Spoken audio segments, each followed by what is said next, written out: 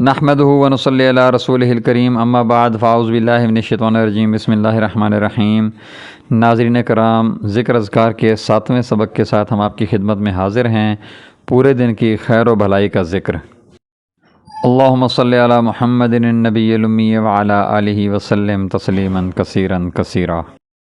اصبحنا واصبح الملک للہ والحمد للہ ولا الہ الا اللہ وحدہ لا شریک لہ لہ الملک ولہ الحمد وہو علی کل شیء قدیر۔ اسألک خیر ھذا اليوم وخیر ما بعدہ واعوذ بک من شر ھذا اليوم وشر ما بعدہ وَأَعُوذُ بِكَ مِنَ الْكَسْلِ وَسُوءِ الْكِبْرِ وَأَعُوذُ بِكَ مِنْ عَذَابِ النَّارِ وَعَذَابِ الْقَبْرِ۔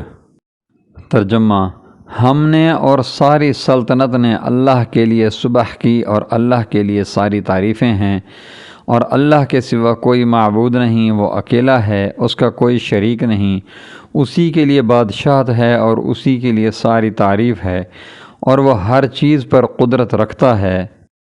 اے اللہ، میں تجھ سے اس دن کی اور اس کے بعد آنے والے دنوں کی خیر و بھلائی کا سوال کرتا ہوں، اور میں اس دن اور اس کے بعد آنے والے دنوں کے شر سے تیری پناہ چاہتا ہوں، اور میں سستی، برے بڑھاپے سے تیری پناہ چاہتا ہوں، اور میں جہنم کے اور قبر کے عذاب سے تیری پناہ چاہتا ہوں۔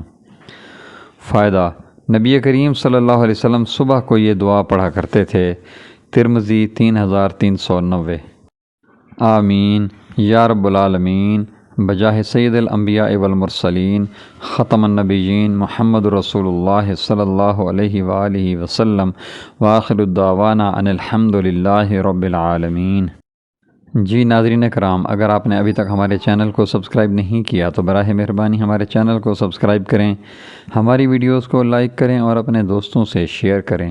جزاکم اللہ خیر و احسن الجزاء۔